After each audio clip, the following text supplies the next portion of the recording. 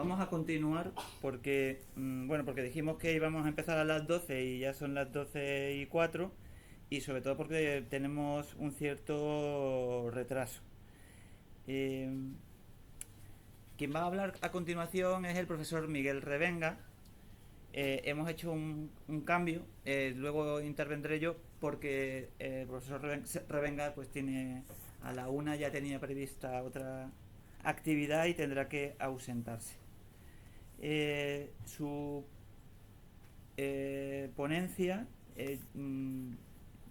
lleva por título el nuevo sistema de acogida en el País Vasco. El profesor Revenga es catedrático de Derecho Constitucional de la Universidad de Cádiz. Bueno, podría decir exactamente lo mismo que dijo Mercedes de Antonio Troncoso. Si me pongo a resumir su currículum vitae, pues estamos aquí hasta mañana. Ha sido director del Instituto de Derecho Público Comparado de la Universidad Carlos III de Madrid. Ha sido visiting scholar en la Universidad de California en Berkeley. Ha sido becario en el programa Jean Monnet del Instituto Universitario Europeo de Florencia. Su actividad investigadora en términos de sexenios no puede estar más reconocida, tiene los máximos posibles. Es autor de numerosas publicaciones.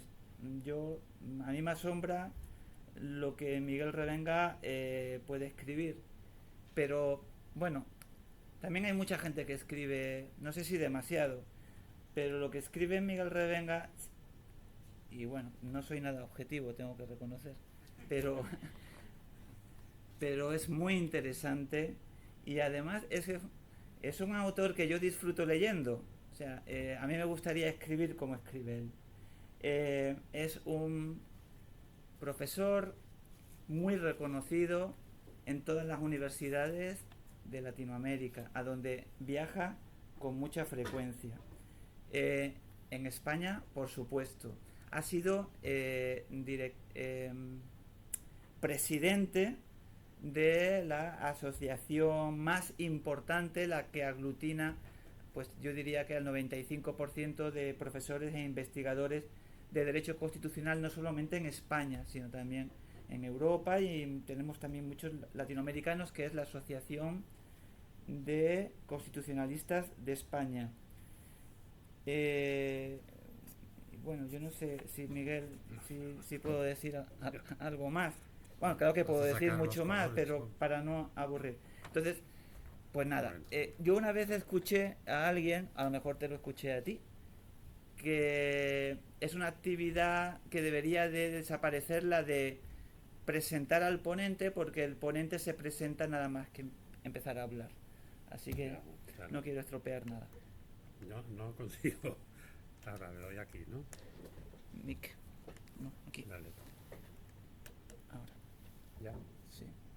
Bueno, pues nada, esto es la presentación de un amigo. Yo también he oído alguna vez decir que es la típica presentación que a mi madre le hubiera emocionado y mi padre no se hubiera creído, ¿no? En absoluto. O sea que te digo lo mismo. Muchas gracias y bueno, voy rápidamente al tema. Bien, yo dentro de este proyecto, Juan Manuel, querido amigo y colega, pues me permitió que me interesara por una transferencia concreta de competencias que se presentaba en el 2024 como muy novedosa, lo era y lo sigue siendo, que es la competencia transferida al País Vasco en materia de gestión de la fase de autonomía del sistema de acogida. Vale, ahora voy a ser un poco más explícito, pero antes me gustaría dar algunos datos sobre la comunidad autónoma del País Vasco, porque la imagen que podemos tener del País Vasco a veces es un poco lamentable, porque todos los que tenemos algunos años y los que no los tenéis pues también sabéis que fue una comunidad autónoma que sufrió de manera especialmente intensa, que produjo también en parte, ¿no? Pero que sufrió el acoso de la sinrazón terrorista, ¿no? Durante muchos años, pues desde finales de los 60, primeros 70, hasta el año 2008, ¿no? O 2018, ya me pierdo un poco. No, 2008, en el que la banda terrorista ETA pues entregó las armas, vaya. Bueno, pero al margen de eso, pues el País Vasco es una comunidad autónoma dentro del conjunto de las 17 españolas que está a la cabeza en nivel de renta. Es una comunidad autónoma muy rica. Y está a la cabeza en nivel de renta, pues tanto en eso que se llama la renta media de los hogares del Instituto Nacional de Estadística, como es la segunda, después de Madrid, en Producto Interior Bruto per cápita. ¿Vale? En renta de los hogares es la primera, después está Madrid, después está Cataluña, y las últimas son Andalucía y Extremadura.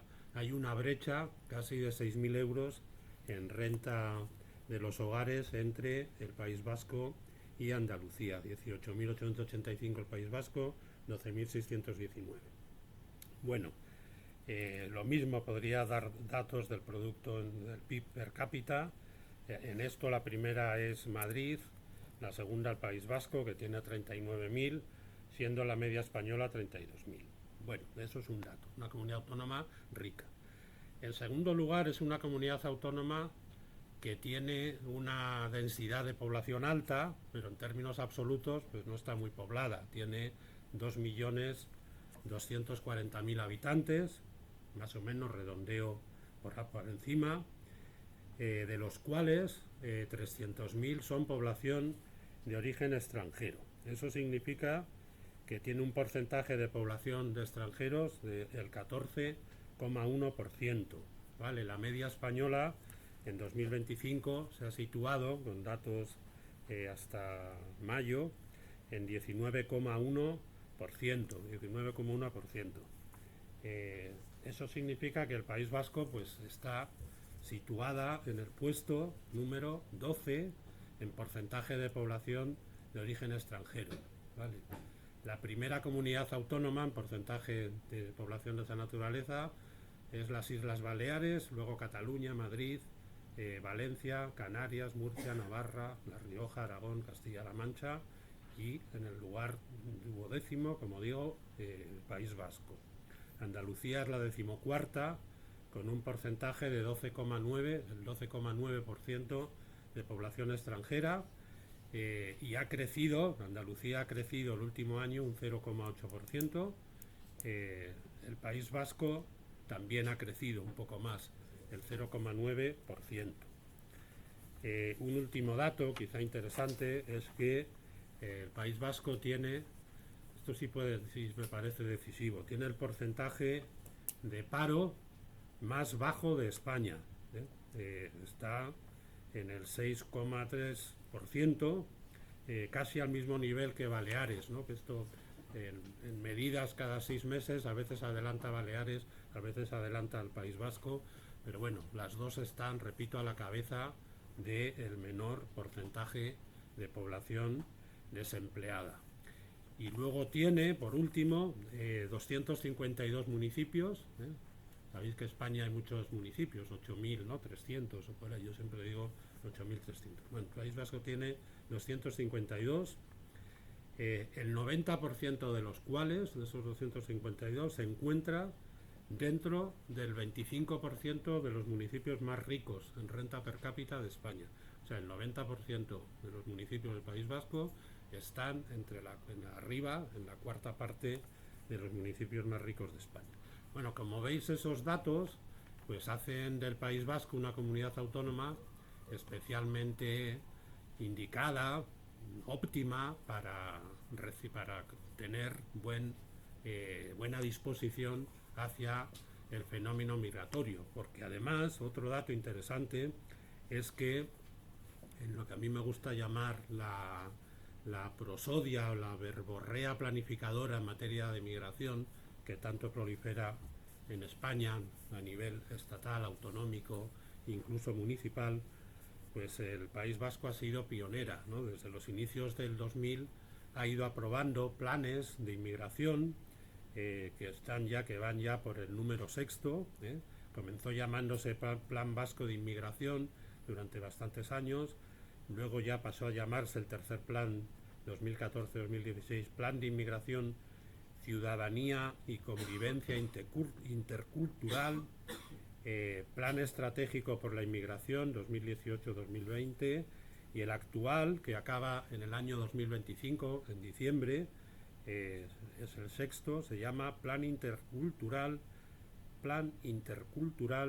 de Ciudadanía, Inmigración y Asilo. Plan Intercultural de Ciudadanía, Inmigración y Asilo. Este plan tiene, bueno, siempre es peligroso dejarse guiar por lo que dicen los planes, porque los planes, pues claro, son como la escritura de la utopía, ¿no? Pero está bien, ¿no? Porque por lo menos formulan los objetivos hacia los que las políticas públicas en este ámbito pretenden dirigirse, ¿no? Y en el caso del País Vasco, pues hay 8 principios en este último plan, que insisten mucho: enfoque universalista. Esto, para tener una visión, habría que hacer una comparación, ¿no?, entre lo que dicen los planes en un sitio y en otro. Es una tarea, desde luego, no al alcance de un investigador, sino de un equipo, pero seguramente habría cosas muy interesantes. Bueno, caso del País Vasco. 8 ejes, dice enfoque, 8 principios, más bien. Enfoque universalista basado en derechos. Se considera, se insiste mucho, que la inmigración es un fenómeno estructural. Remachan la idea de igualdad. Se comprometen a facilitar un acceso universal a los servicios. Segundo, tiene que ver con nuestro tema, acogida temprana y acompañamiento integral. ¿En qué? Pues en información, en mediación, en apoyo y en atención especial a las situaciones de vulnerabilidad. Tercera insistencia también a lo largo del plan: es un modelo respetuoso con lo intercultural, no solo con lo integrador. Por eso insisten en la interacción, reconocimiento mutuo y en políticas activas contra la discriminación y la xenofobia. Cogobernanza, muy importante también en nuestro ámbito, en las políticas de acogida: gobierno, diputaciones, ayuntamientos, tercer sector. Quinto principio, aprendizaje lingüístico. Como no podía ser de otra manera, se considera que el aprendizaje lo citan por ese orden: del euskera o del vascuence y del castellano. Por ese orden lo consideran instrumento básico y esencial para una integración normalizada. El sexto eje, que también, o principio, que tiene mucho que ver con nuestro tema, es la participación comunitaria, es decir, promueve proyectos comunitarios de convivencia, muy importante en materia de acogida. El séptimo, perspectiva de género, atención a colectivos vulnerables. Y el octavo, enfoque preventivo, prevenir conflictos, campañas de sensibilización, educación, para prevenir, pues, los sentimientos antirracistas o xenófobos, y también compromiso con la mediación intercultural. Bueno, como veis, es la utopía, la carta a los Reyes Magos, como queráis decirlo, pero esto da lugar a algo en lo que se insiste mucho allí en el País Vasco, que es el modelo vasco de acogida, o el modelo vasco de integración y de acogida. Eso del modelo vasco de acogida, pues es uno de, también se destaca en el último plan, en el que termina ahora en el 2015. Va a ser muy interesante ver qué novedades aporta el que iniciará en el 2016. Pues lo divide en 4 ejes estratégicos. El primero es el Pacto Social Vasco para la Migración, Pacto Social para la Migración, que pretende la acogida e integración de las personas migrantes para recuperar el equilibrio demográfico y laboral, promoviendo la justicia y la solidaridad. Segundo eje importante, decisivo para nuestro tema, modelo vasco de acogida. Incluye asilos, se enfoca la acogida e integración de personas inmigrantes, y invoca aquí un programa del que voy a hablar enseguida, que es un programa que se llama Auzolana, en vasco Auzolana, yo no sé vasco, pero quiere decir trabajo en barrio, trabajo en los barrios, trabajo vecinal, ¿no? Y ese programa comunitario Auzolana, que se ha venido aplicando de manera pionera y de manera piloto en los últimos años, pues ha servido para que familias residentes en el País Vasco acojan en su seno a personas reasentadas. La figura del reasentamiento, que como sabéis, pues implica el compromiso promovida por la Unión Europea en colaboración con ACNUR. Una vez que reconoce el estatuto de refugiado, pues los países UE se comprometen a admitir un número de personas que ya tienen ese estatuto de refugiado para reasentarlas. Bueno, pues al hilo de esa experiencia, en el País Vasco se puso en marcha un modelo, se llama Auzolana, de patrocinio comunitario, copiado de modelos que se habían desarrollado y que se siguen desarrollando desde hace al menos 3 décadas en Canadá, y que comienzan a ser copiados en otras comunidades autónomas, ¿no? Por ejemplo, en la Comunidad Navarra, a través del programa Somos, o en Valencia hasta 2023, en el que se puso en marcha un trabajo, un patrocinio comunitario y un programa de acogida de reasentados bajo el nombre de agermanament, o sea, en valenciano, hermanamiento, agermanament, hermanamiento. Bueno, este es el segundo eje, por tanto, decisivo, repito, en nuestro tema, porque todo esto, digamos que es como el background del decreto de traspaso de competencias. El tercer eje es la estrategia Euskarri, que se dedica a menores extranjeros no acompañados y a atender sus necesidades específicas. Y el cuarto, mujeres, o sea, perspectiva de género, mujeres de origen extranjero, que aborde la situación específica de este colectivo y las necesidades de este colectivo. Las áreas de actuación, educación, empleo, convivencia lingüística, salud, vivienda, ayudas sociales, asilo y protección subsidiaria. Bueno, como veis, con con estos presupuestos, que son fácticos y también presupuestos de mirada, ¿no?, hacia el fenómeno de la inmigración como un fenómeno estructural, pues no era de extrañar que el País Vasco fuera candidato a asumir en el conjunto del territorio del Estado español, por vez primera, también con carácter pionero, las competencias que venía prestando el Estado en la llamada fase de autonomía del sistema de acogida.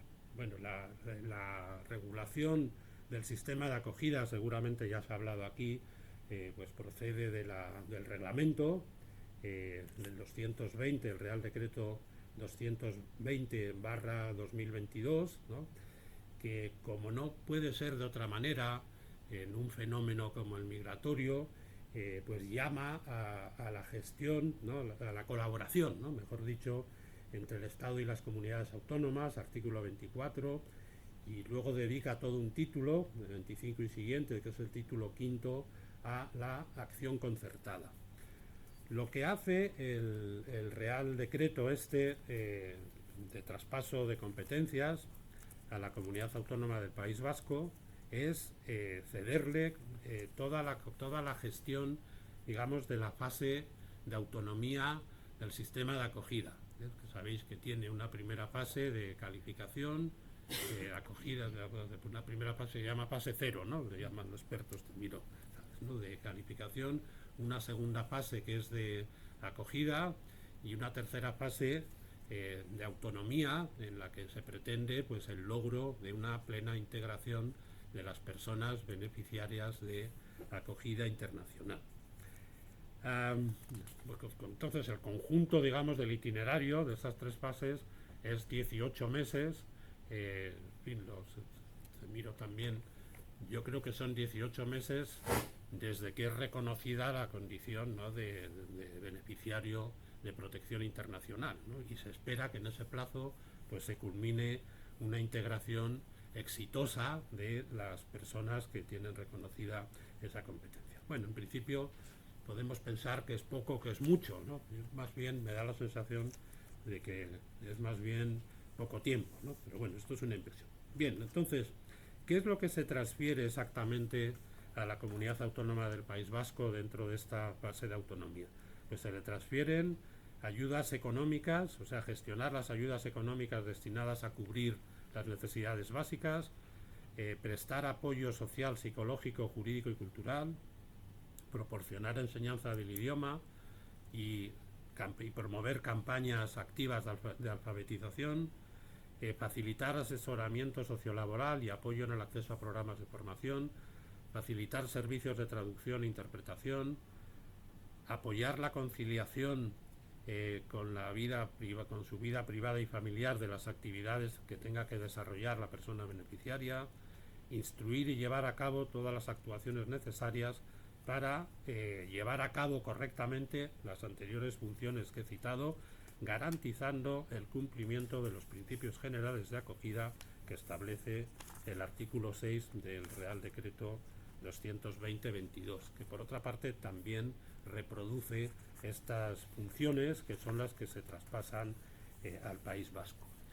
¿Cuándo tiene efecto esta competencia? O sea, el traspaso de estas competencias. Pues el Real Decreto de traspaso fija el inicio del traspaso el 1 de enero de 2025, ¿vale? El 1 de enero de 2025. O sea que en teoría la asunción de competencias en la fase de autonomía pues debería de estar en desarrollo en el País Vasco desde hace 9 meses. Mi impresión, por lo que he podido hablar hasta ahora con los técnicos que trabajan en estos temas, responsables políticos y algún colega, especialmente de la Universidad de Deusto, es que esto no ha echado a andar todavía. Es decir, que hay en la consejería, ¿no?, pues una conciencia de que este haz de competencias nuevas que la comunidad autónoma asume, pues tienen un impacto en la propia organización de los servicios de la consejería. Y bueno, hay que redefinir, por ejemplo, la relación de puestos de trabajo, el RPT, y empezar a organizar la prestación de esos servicios para personas que para personas que están ya en fase de autonomía y que siguen dependiendo del Estado, y entonces, repito, no creo equivocarme mucho si digo aquí que va con bastante retraso la implementación y la efectividad de esas competencias, cuya efectividad arrancó ya el 1 de enero de 2025.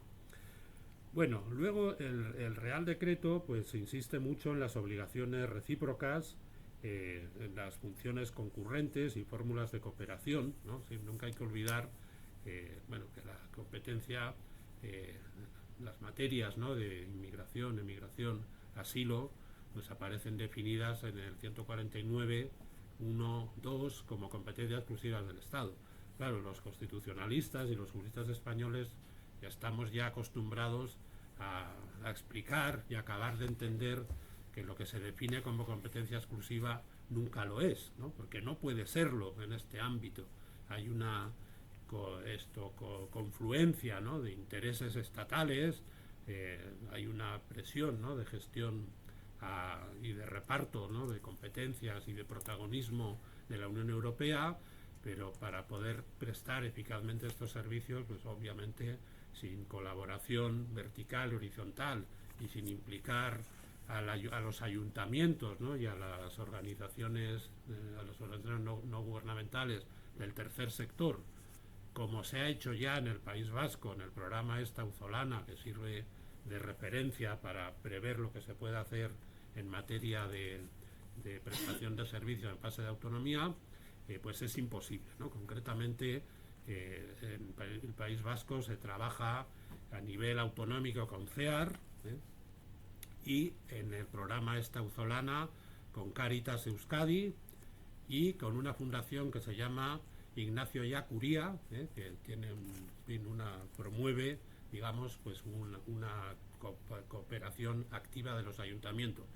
Y lo interesante, repito, de la experiencia auzolana, que no sé hasta qué punto se va a aplicar aquí, debería, pues es la participación de voluntarios, de personas voluntarias que se comprometen a acompañar, a apoyar, a ayudar y a integrar, ¿no?, y facilitar la integración de las personas reasentadas, en el caso del programa Auzolán, y que se espera que funcione de manera semejante en lo que se refiere a las personas que están en fase de autonomía. en fase de autonomía y beneficiarias de protección internacional. Quería decir también, igual que terminé que empecé dando algunos datos, pues quería en relación con esto también poner de relieve que dentro de del panorama de lo que se ha transferido, hay un reto, obviamente, ¿no? El País Vasco tiene un reto porque el número de solicitantes de protección internacional que lo promueven, ¿no? Allí en el País Vasco, pues va en aumento, ¿no? Aumento casi, yo no sé, decir exponencial es un poco exagerado, pero bueno, en 2024 hubo en el País Vasco 6.153 solicitudes, ¿no?, de protección internacional, y en lo que va de año, hasta el 31 de mayo de 2025, 3.633 solicitudes. A finales de 2024 había 49 unidades de convivencia. Claro, esto es un número muy escaso, ¿no? Si tenemos que fiar del número suficiente de unidades de convivencia, pues 49 para atender esa avalancha de solicitudes es claramente insuficiente. Aunque soy consciente, claro, que esta solicitud no equivale a protección concedida. Al revés, en España tenemos un porcentaje muy bajo, ¿no? Juan Manuel seguro que tiene hasta la cifra, no sé, no llegamos al 20%, aunque creo que últimamente con los ciudadanos de Venezuela, ¿no?, y con otros está subiendo mucho. Pero bueno, y por supuesto, lo que es decisivo, protección internacional concedida y entrada en la fase de autonomía, no equivale a integración lograda. Este es el gran reto. Entonces, problemas pendientes. Pues el problema pendiente, también tengo que decir algo muy importante que se me ha olvidado destacar, ¿no? Y es que el decreto, esto se insiste mucho, que ningún programa en materia de inmigración pues puede tener éxito alguno si no va acompañada de una previsión, de la correspondiente previsión presupuestaria que dé estabilidad a los programas, ¿no? Los programas no pueden depender de las oscilaciones presupuestarias. En este caso, el propio Real Decreto pues desglosa una ayuda con cargo al presupuesto del Ministerio de Inclusión, Seguridad Social y Migraciones de 38.727.000 euros anuales.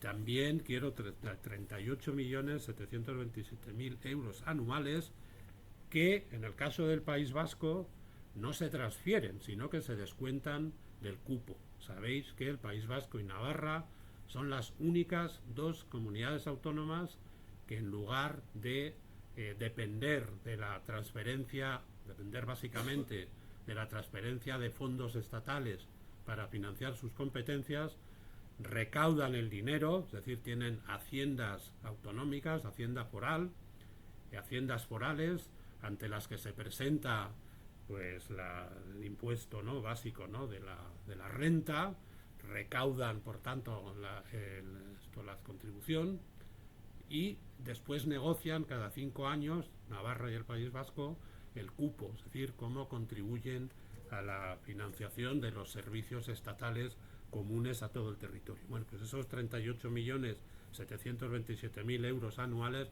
se descuentan entonces del cupo que se había comprometido a aportar el País Vasco. De manera que diría que en materia de financiación, y como corresponde a las observaciones que hice al principio, de una comunidad autónoma rica, saneada, que está dispuesta a acoger inmigrantes y que tanto postula, ¿no?, la integración y la convivencia intercultural, y que tiene además una experiencia piloto muy interesante en materia de reasentamiento, como el programa Auzolán, que ha implicado a la sociedad civil, ¿no?, de manera activa, pues es de esperar que pueda cumplir de manera eficiente y eficaz en las competencias estas de la fase de autonomía. Lo que quedaría ahora es comprobar si eso es así. Claro, repito, es prematuro. ¿Y cómo se comprueba que eso es así? Pues preguntando, ¿no? Para eso, preguntando, inquiriendo, evaluando, y para eso, pues aquí quiero decir públicamente, agradecer públicamente a Mohamed Asif, que me ha ayudado a redactar un formulario de preguntas que voy a realizar, ¿no? Cuando, bueno, en la próxima visita que pueda realizar al País Vasco y tenga tiempo para sentarme con las personas que puedan guiarme en esto, donde preguntamos pues hasta a 12 cuestiones, para no aburriros, ir terminando, pues bueno, que tratan de evaluar si el traspaso de competencias ha supuesto una mayor prioridad institucional para el aprendizaje del idioma, en qué medida el conocimiento del euskera influye en las oportunidades laborales, qué efectos ha tenido el traspaso de competencias en el acceso a la vivienda y a los servicios sociales, con ejemplos, qué diferencias, digamos, cualitativas hay entre la fase de autonomía y las fases anteriores, es decir, cómo se impulsa la efectividad de la autonomía, ¿no? Que en teoría es la fase previa, que dura 6 meses solo, ampliable a otros 6 en caso de situaciones de vulnerabilidad, para culminar, digamos, la integración en la sociedad de acogida. Bueno, que se valora si ha habido una mejora, valorar si gestionar las competencias en fase de autonomía pues tiene un efecto positivo en el logro último que es la integración. Bueno, no sé si estoy dentro de tiempo, si me he excedido, o sí, más o menos. Está bien. Por ahí. Pues muchas gracias y a vuestra disposición. Gracias. Bueno, ¿alguna pregunta? El 30%, por los datos que tú antes has dado, el 30% de los solicitantes de protección internacional solicitan ingresar en el sistema de acogida. El 30%. El 30%. Y en los 3 últimos años, aunque el último año que tengo es a fecha de 20 de junio de 2024, hace un año, Andalucía lleva 2 años siendo la comunidad que más solicitantes acoge. En el sistema de acogida.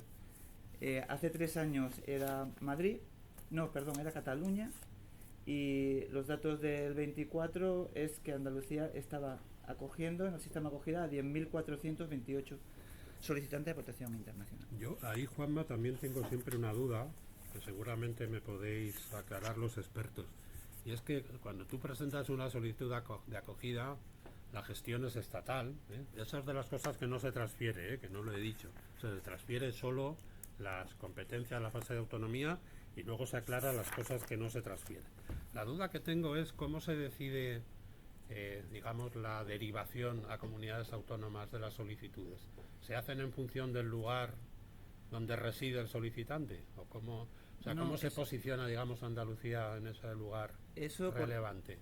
Que me corrijan, es que no sé, nunca he entendido muy bien los prácticos sobre la materia, pero eso, el lugar de destino del solicitante lo decide la comisión en Madrid, ¿no? ¿Cómo se llama? La comisión... vale, hay una comisión de cooperación. La OAR se llama, ¿no? La OAR. Vale. Y esa comisión... que es Oficina de Ayuda al Refugiado, la OAR, lo decían. Vale, sí, la Oficina de Ayuda. ¿Y esa comisión qué criterios maneja, digamos, para simplemente el acuerdo de colaboración, la disposición más o menos abierta?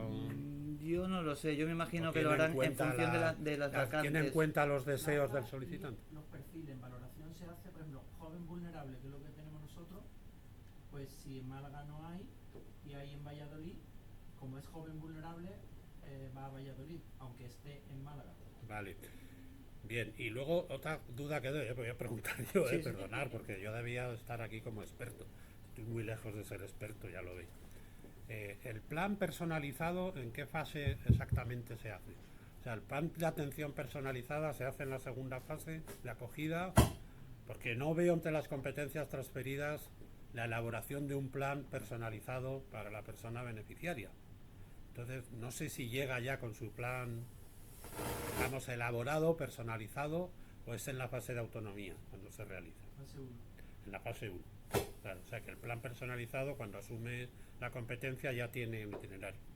Me imagino que esos planes son flexibles, ¿no? Porque en función de la formación, de los avances en competencias lingüísticas, pues se pueden ir cambiando, ¿no? Pero bueno, lo importante, claro, es tener una planificación ad personas, ¿no? Lógico.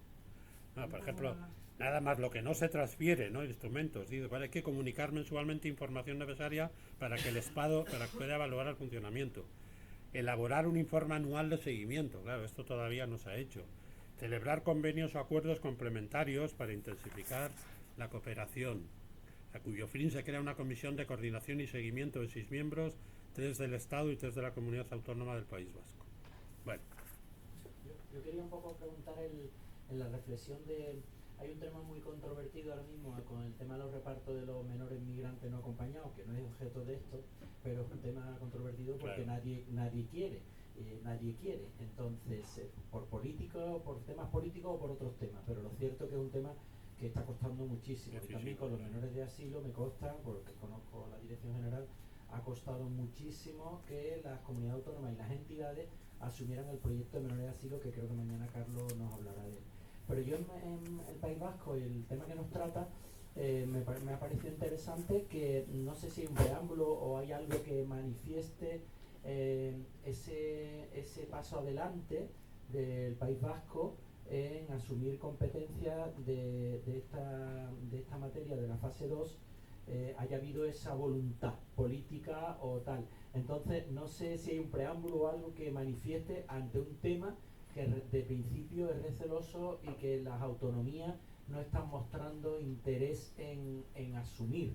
Al contrario, están poniendo reticencias en asumir. Entonces, no sé si sabe o conoce o hay un preámbulo o algo de esa voluntad política del País Vasco de dar un paso adelante en una competencia que muchas están siendo muy reticentes. No, por eso digo una cosa, vamos a ver, los planes de inmigración, o sea, lleven el nombre que lleven, pues pintan un panorama verdaderamente de apertura, que si uno los lee, pues parece que estás viviendo en la utopía, ¿no? Como decía antes, en el país fantástico. Es absolutamente contradictorio, no es el caso del País Vasco, cuántos menores de los que estaban en Canarias en verano ha aceptado recibir. La verdad que no tengo el dato, me lo apunto para preguntarlo, pero me parece relevante. Pero si esa impresión de cicatería en admitir menores no acompañados, ¿no? Que sobrecargan los servicios de Canarias y Baleares también, participa el País Vasco de la misma manera, pero desde luego es absolutamente contradictorio, ¿no? Y para responder cabalmente, pues hay que tener el dato que yo no tengo, que es cuántos menores no acompañados ha admitido el País Vasco. Pero lo que hago es apuntármelo para preguntarlo, porque en fin, pone de relieve las costuras, ¿no? y los gaps que hay entre la planificación y la cruda realidad. Hay también un tira y afloja, ¿no? Político entre la renuencia, aceptar trágalas, ¿no? Pues sabéis que pues el Tribunal Constitucional ha tenido que intervenir para dejar claro, ¿no? Que las competencias del Estado pues incluyen un reparto, ¿no? Y un alivio de la carga de los menores que reciben Canarias sobre todo y Baleares, pero claro, yo no sé muy bien cómo se ha implementado eso en el País Vasco. Me lo apunto porque es un indicador interesante. Bien, pues muchas gracias, Miguel. Pero al revés. 3 minutos para desalojar y empezar la siguiente ponencia. ¿De acuerdo? Yo desalojo en 15 segundos. Gracias. Por tus diapositivas. Muchas gracias, Miguel. Muchas gracias.